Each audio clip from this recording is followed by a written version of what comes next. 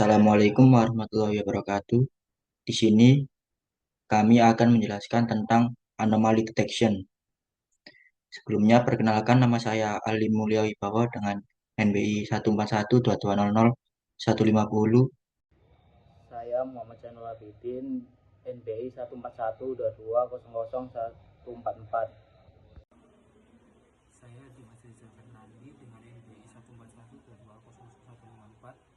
Saya Amalia Rizka Febrianti dengan NBI 14122004135. Nama saya Muhammad Rafan Habibur Rahman dengan NBI 14122000129. Nama saya Nur Faiza dengan NBI 14122000148. Capaian pembelajaran subjek PMK 7 mampu mengidentifikasi berbagai pendekatan dalam deteksi anomali dan mampu menjabarkan penggunaan algoritma deteksi anomali.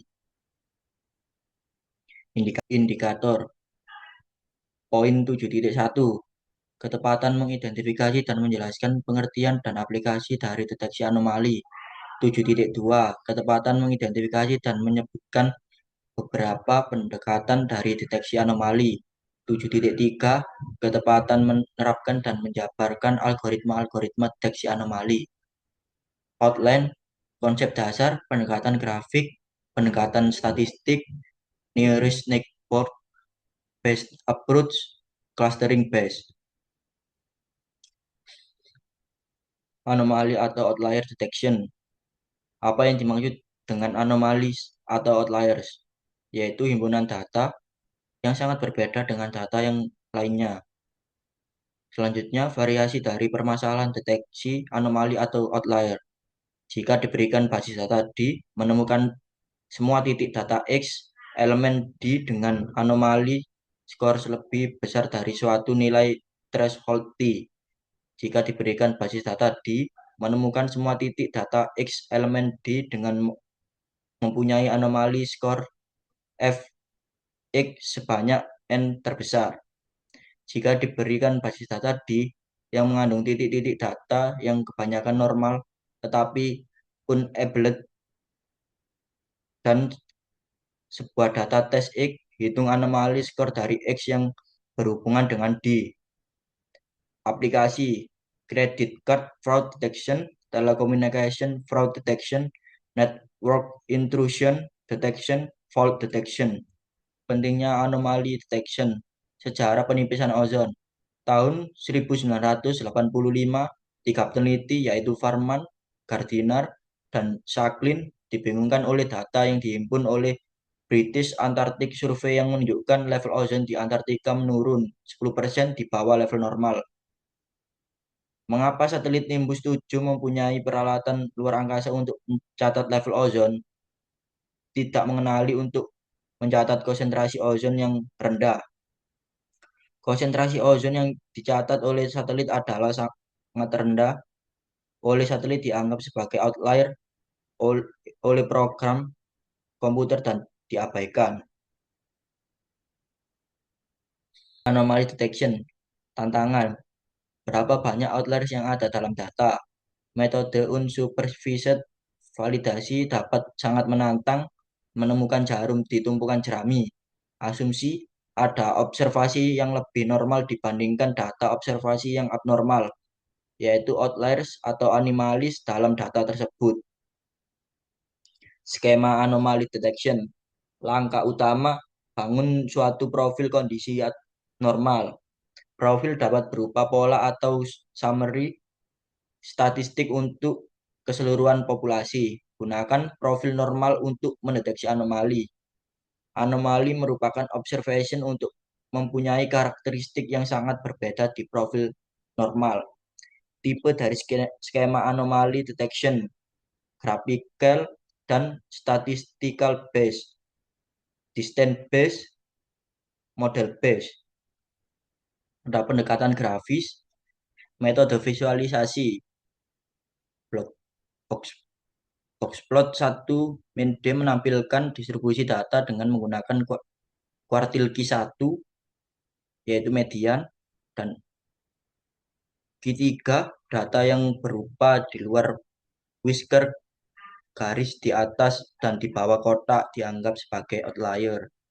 Scatter plot 2D menggunakan dua dimensi untuk menunjukkan hubungan antar dua variabel titik yang jauh dari pola umum dianggap sebagai outlier.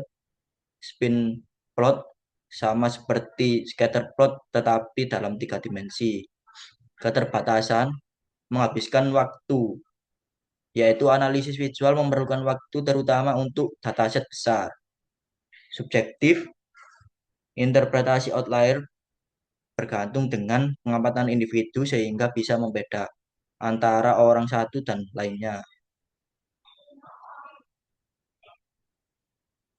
Pada gambar boxplot menunjukkan bagaimana nilai di luar rentang normal, misal lebih besar dari Q3 atau lebih kecil dari Q1, dapat dianggap sebagai outlier. Gambar scatter plot menunjukkan outlier sebagai titik data yang terpisah jauh dari kumpulan utama. Pendekatan grafik boxplot ditemukan oleh J2K yang merupakan cara lain untuk menampilkan distribusi data. Gambar berikut menunjukkan bagian besar dari sebuah boxplot. Yang titik merah itu adalah outlier yang berada di luar garis whisker atau ekor garis dengan nilai lebih besar atau lebih kecil. 10 tahun persentil nilai baku di mana 10% data berada di bawah lebih kecil dari tersebut berada di bagian bawah. 25 tahun persentil di mana 20% data lebih kecil dari nilai ini. Bagian kotak bawah boxplot menunjukkan kuartil pertama, yaitu 25 tahun persentil. 50 tahun persentil atau median adalah nilai tengah dari data ketika diurutkan dan membagi data menjadi dua bagian sama besar dan biasa digambarkan garis dalam kotak, yaitu garis merah di sini. 75 tahun persentil atau kuartil 3 di mana 75% data lebih kecil dari nilai ini. Garis vertikal ini adalah whisker namanya, yang menunjukkan nilai terkecil ke terbesar. Suatu data dianggap outlier jika berada di luar garis whisker boxplot. Boxplot digunakan untuk melihat distribusi data. Secara umumnya digunakan untuk membandingkan distribusi antar himpunan data, mendeteksi outlier, penyebaran data, variabilitas data, dan sentral data.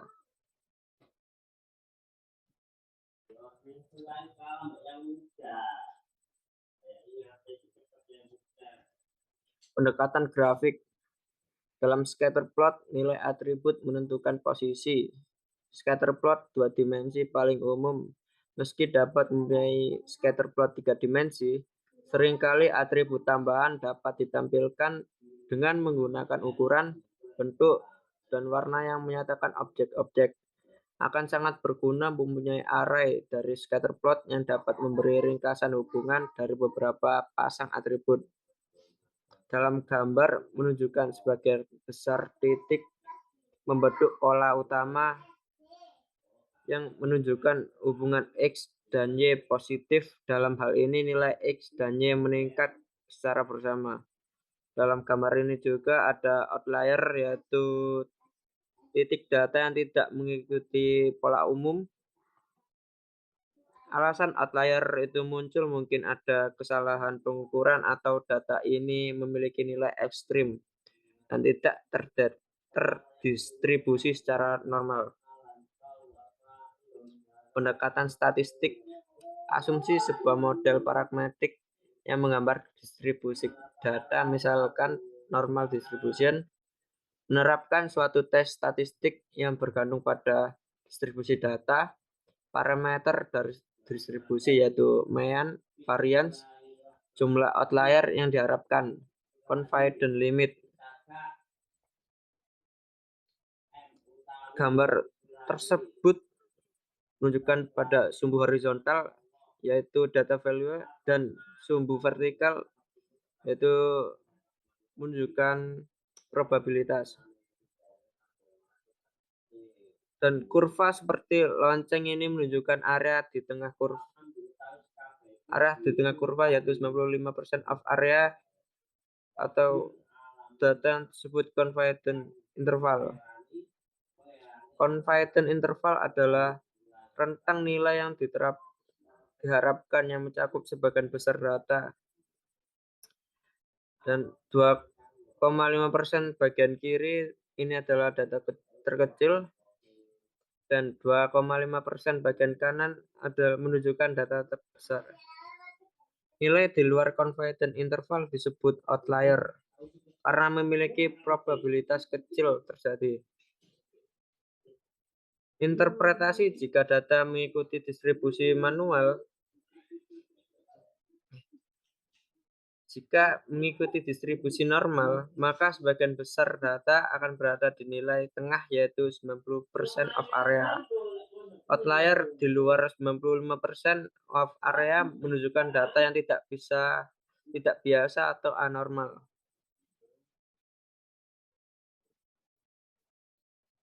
Group test mendeteksi outlier dalam data yang univariate yaitu data yang mempunyai satu atribut atau variabel.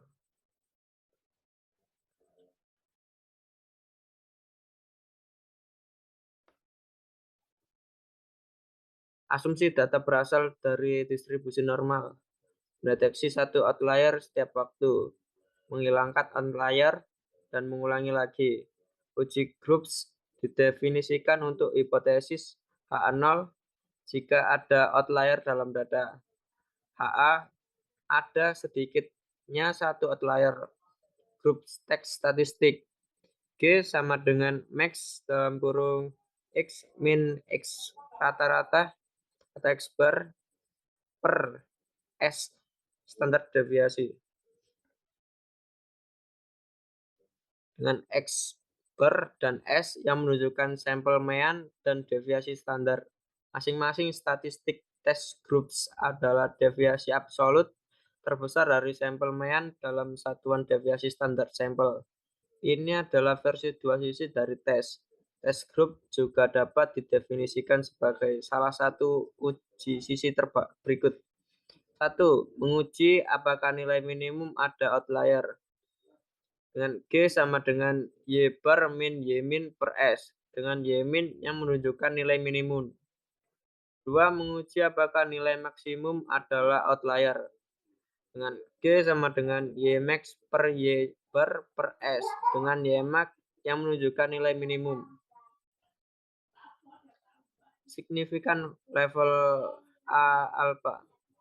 Critical region untuk uji dua sisi, hipotesis tidak ada outlier ditolak. Reject H0 jika G lebih besar N-1 per akar N.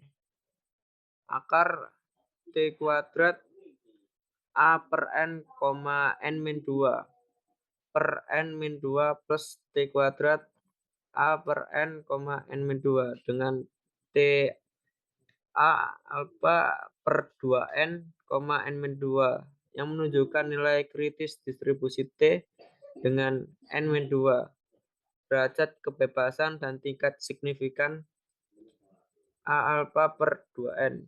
Dengan uji satu sisi, kita menggunakan tingkat signifikan tingkat A alpha per N. Oke, selanjutnya yaitu ada contoh Graph test. Pada jurnal TJ Evo diberikan himpunan 8 ukuran spektrometer pada suatu uranium isotop sebagai berikut: 199,31, 199,53, 200,19, 200,82, 201,92, 201,95, 202,18, 245,57 dengan hipotesa H0 adalah tidak ada outlier dalam data, HA nilai maksimum adalah outlier. Oke, selanjutnya perhitungan berikut di dalam tabel itu ada X dan X-min, X-aksen.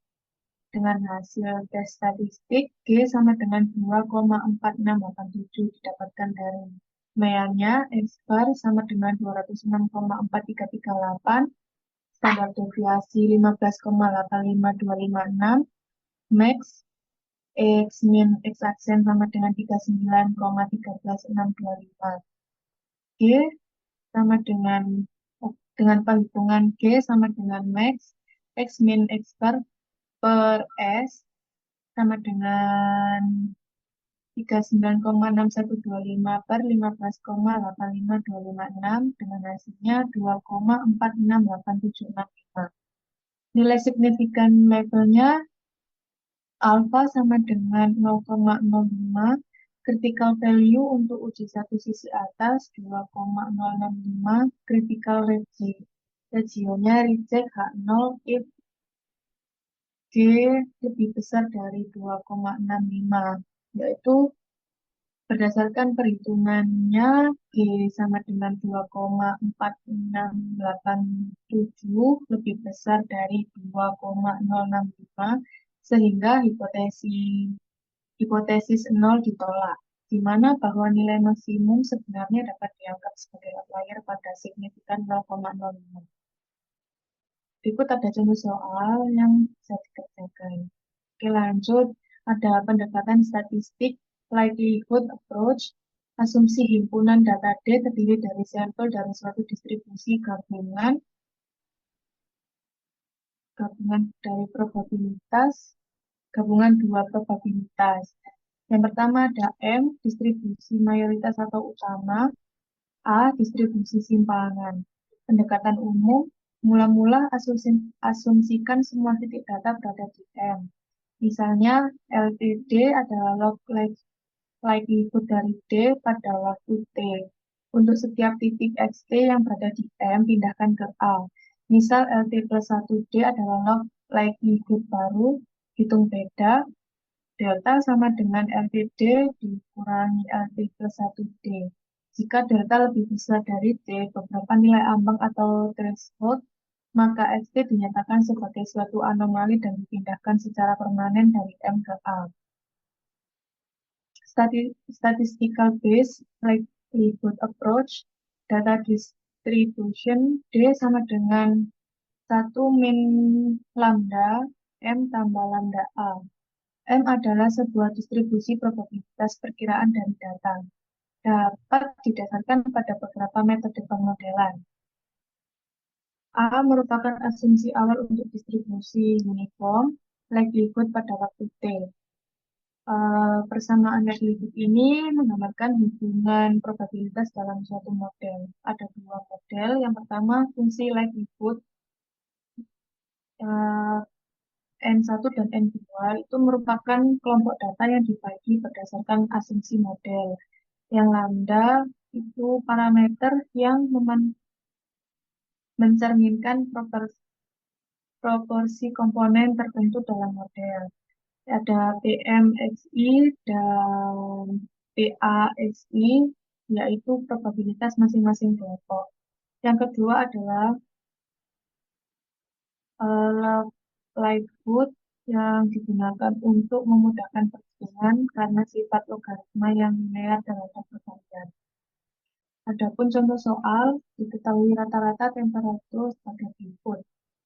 D 24,0 dan seterusnya. Terus lambda sama dengan 0,1, C sama dengan 5. Misalkan M adalah distribusi Gaussian dengan rumus tersebut dan A adalah distribusi umum. Perhitungannya T0 dibagi N0 sama dengan 24,0 dan seterusnya, dan A0 tidak diketahui. LL0D sama dengan 10 dikali log 1 min 0,1 dan seterusnya, dan didapatkan hasilnya minus 19,6156. Adapun contoh soal T1 dibagi X sama dengan 24, M1 sama dengan 28,9 dan seterusnya, dan A1 yaitu 24. Dengan LL1D sama dengan 9 kali log 1 min 0,1 dan seterusnya, didapatkan 0,3423, yaitu delta dengan perhitungannya didapatkan 19,959.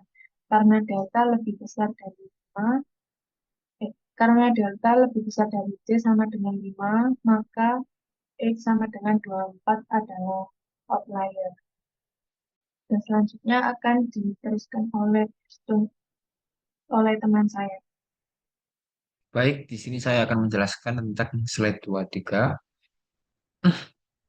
Kekurangan pendekatan statistik, kebanyakan tes adalah untuk atribut tunggal dalam banyak kasus distribusi data mungkin tidak diketahui. Untuk data dimensi tinggi, mungkin sulit untuk memperkirakan distribusi yang sebenarnya. Lanjut slide 24. Pendekatan berdasarkan jarak. Di bagian ini ada dua, data dinyatakan sebagai sebuah vektor ciri, dan yang satunya dibagi lagi menjadi tiga. Tiga pendekatan utama diantaranya nearest neighbor based, density based, dan clustering based. Slide 25 kita masuk nearest neighbor based approach. Pendekatan hitung jarak antara tiap pasang data. Ada beberapa macam cara untuk mendefinisikan outlier, yakni titik data yang ada kurang dari B, titik tetangga dalam suatu jarak D. N, titik data yang tertinggi yang mempunyai jarak ke K, tetangga terdekatnya paling besar. N, titik data yang mempunyai jarak rata-rata ke K, tetangga terdekat paling besar. 26. K nearest neighbor. Untuk sembarang bilangan bulat positif K, kan nearest neighbor dari titik TI merupakan K titik terdekat dengan TI dalam dataset. Di bawah ini seperti gambarnya. Kita semua. Nah, seperti ini. Kira-kira seperti itu gambarannya. Masuk ke contoh soal, contoh K nearest dari neighbor. Contoh soal ini diketahui himpunan data satu dimensi berikut. X dalam kurung 4.6,5, 5.1, 5.5, dan 10. Hitung outlier score untuk setiap titik dengan menggunakan K nearest neighbor dengan K sama dengan 2, K sama dengan 3, dan K sama dengan 4 dengan menggunakan ukuran jarak city block distance. Selanjutnya, tentukan outlier dari data tersebut berdasarkan masing-masing ke tetangga terdekatnya. Contoh K nearest neighbor ini diantaranya dari 4.6 ke 4.6, 0, ke 5, 0.4, 0,5.1, 0,5, dari ke 5.5, 0.9, dari 4.6 ke 10, 5.4. Dilanjutkan dengan berikutnya 5, ke sini 0.4, 0, 0.1, 0.5, dan 5.1, 0.5, 0.1, 0, 0.4, dan 4.9. 5.5 ke 4.6, 0,9, 0,5, 0,4, 0, 4.5. 10, 5.4, 5, 4.9, 4.5, dan 0. Selanjutnya kita memasuki bagian 29, yakni contoh K nearest neighbor K sama dengan 2.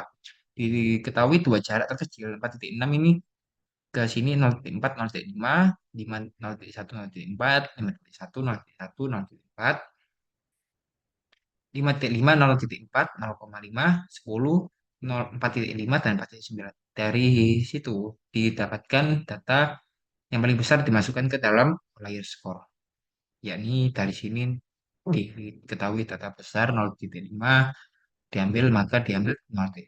Dari sini 0.4 terbesar, maka diambil 0.4, 0.4, 0.5, dan 4.9. Contoh, K nearest neighbor K sama dengan 3. Kolom 3 jarak terkecil itu menunjukkan jarak ketiga tetangga terdekat untuk setiap data, atau biasanya berdasarkan suatu metrik seperti jarak Euclidean.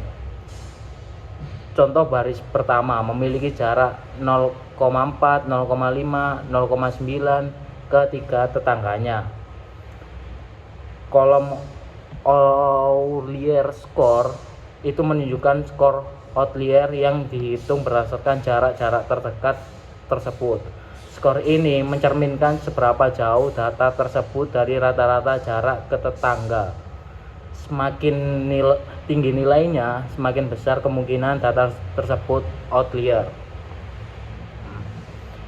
Contoh data pertama, 4,6 memiliki jarak ke tetangga terdekat sebesar 0,4, 0,5, dan 0,9. Skor outliernya adalah 0,9. Menunjukkan data ini cukup dekat dengan tetangganya sehingga tidak dianggap outlier. Data terakhir atau 10 memiliki jarak ke tetangga terdekat 4,5, 4,9, dan 5. Skor outlier adalah 5, menunjukkan jarak yang jauh dari kelompok lainnya sehingga data ini kemungkinan besar merupakan outlier. Contoh K-nearest neighbor K sama dengan 4. Kolom 4 jarak terkecil menunjukkan 4 nilai jarak terkecil untuk setiap data point. Kolom outlier score diambil sebagai rata-rata dari 4 terkecil. Untuk data 4,6 jarak terkecilnya adalah 0,4, 0,5, 0,9, 5,4, maka outlier skornya adalah 5,4. Untuk data 10 memiliki jarak besar sehingga outlier skornya tetap tinggi, yaitu 5,4.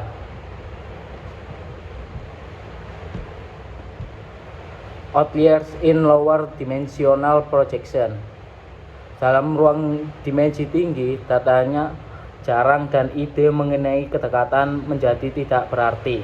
Setiap titik merupakan sesuatu yang hampir sama dengan outlier yang bagus dari perspektif definisi proximity based. Untuk itu, diperlukan metode proyeksi dimensi yang lebih rendah, di mana sebuah titik merupakan outlier jika berada dalam beberapa proyeksi dimensi yang lebih rendah, yang berarti berada dalam suatu daerah lokal dengan kepadatan rendah yang tidak normal. Metode proyeksi ke dimensi yang lebih rendah bagi tiap atribut ke dalam theta interval dengan kedalaman yang sama atau equal depth interval. Tiap interval berisi F sama dengan 1 per theta record.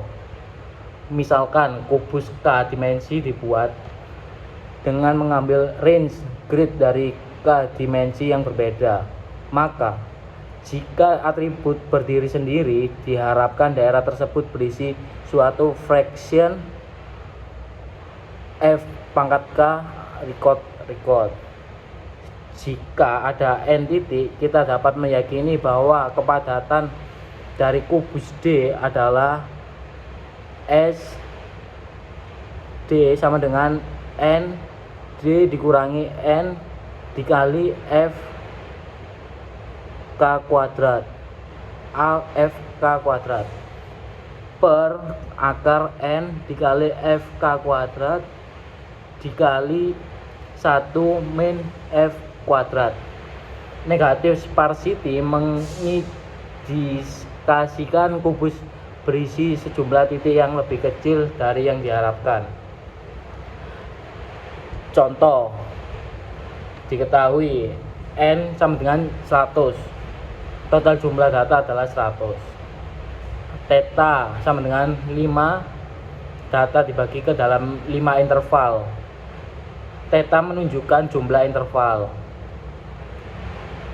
F sama dengan 1/5 sama dengan 0,2. Fraksi atau proporsi data di setiap interval adalah 0,2. Artinya setiap interval idealnya memiliki 20% dari total data. N kali F pangkat 2 sama dengan 4. Densitas teoritis di setiap area grid dihitung dan nilainya diharapkan sekitar 4 data per grid.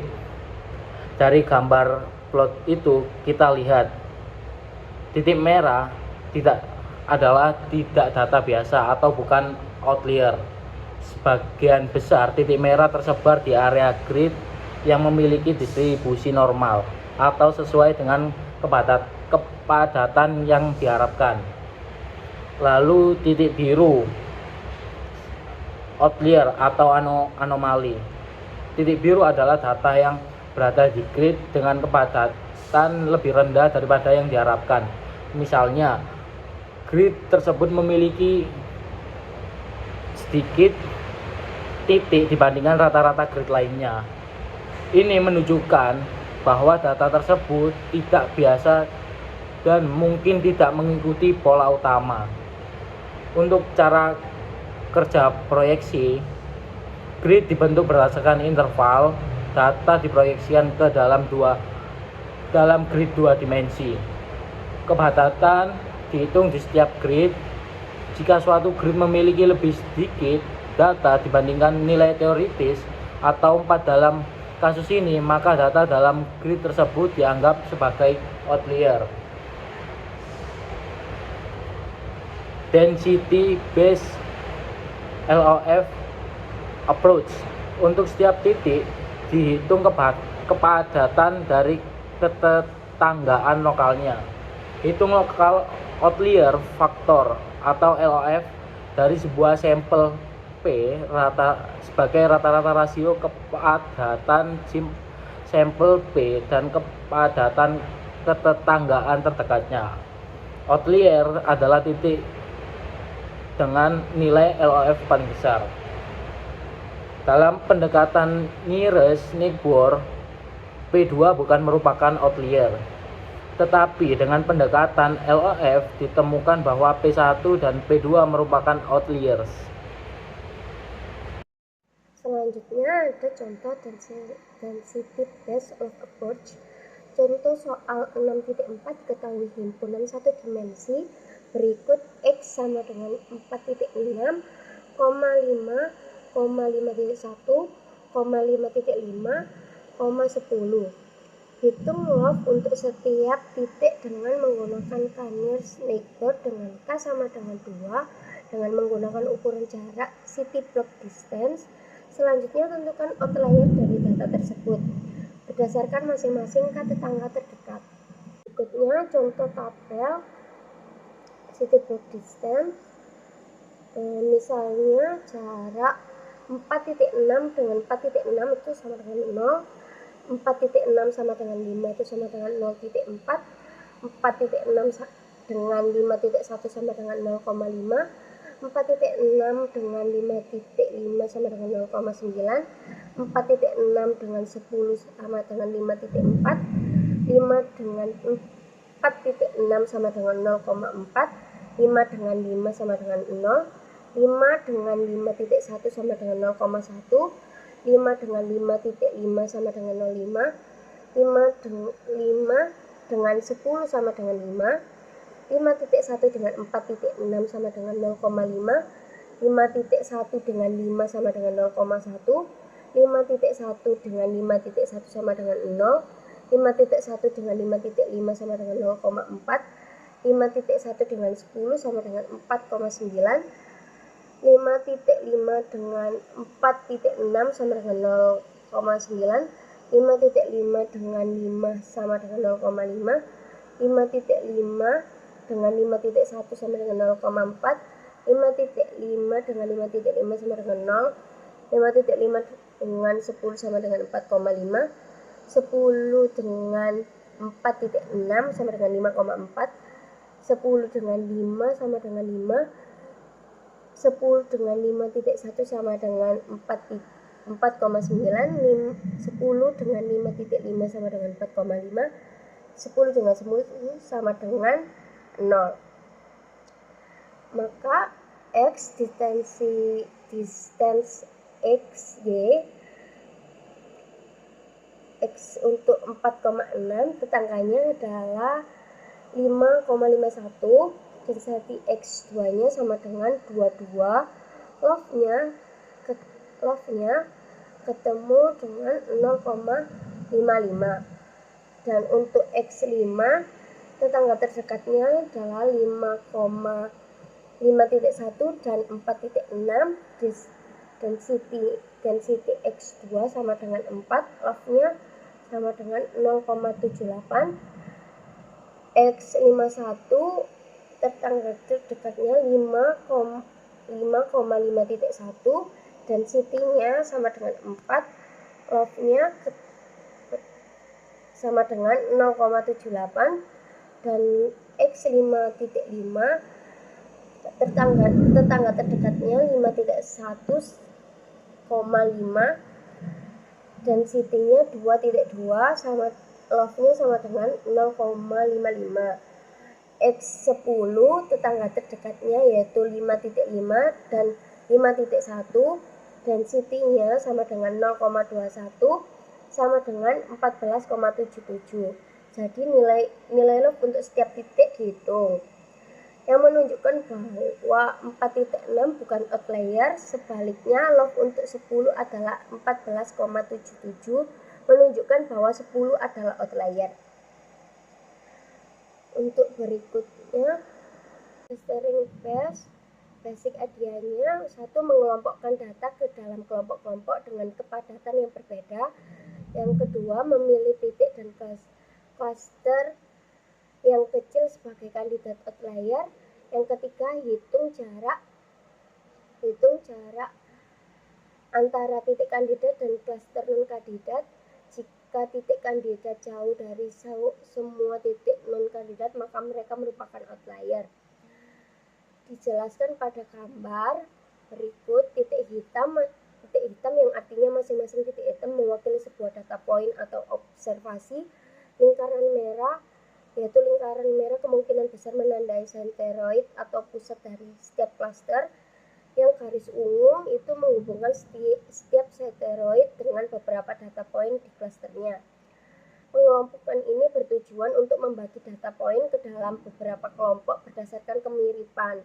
Dalam gambar terlihat ada 4 kelompok utama dengan kepadatan dan ukuran yang berbeda dengan lingkaran merah terlihat terpencil dari kelompok utama yang bisa mengidentifikasi outlier atau noise dalam data. Selanjutnya, ada contoh clustering base, yaitu contoh soal 6.6. Diketahui sebuah himpunan 2 dimensi terdiri dari 7 titik data, yaitu A 6,3, B 12,4, C 18, dan 10, D 24,11, E 30 dan 12, F 42 dan 20, G 48, 25 dibagi ke dalam dua buah cluster dengan K-means clustering ukuran jarak city block distance, di mana seteroid mula-mula mu1 sama dengan 18,2, mu2 sama dengan 45,10. Hitung outlier score dari setiap titik data. Misalkan setelah satu iterasi K-means clustering diperoleh 2 buah cluster, yaitu C1 sama dengan A, B, C, D, dan C2 sama dengan E, F, G, dan seteroid baru untuk masing-masing cluster adalah mu1 sama dengan 15,7 dan mu2 sama dengan 40,19. X distance 13 sama dengan outlier skornya 13/9.5 sama dengan 1,37, dan B distance-nya 6, outliernya sama dengan 0,63, dan C distance-nya 6, outliernya sama dengan 0,63, dan D distance-nya 13 sama dengan 1,37, dan E distance-nya sama dengan 1,5, dan F distance-nya 3 sama dengan 0,27, dan G distance-nya 14 sama dengan 1,23.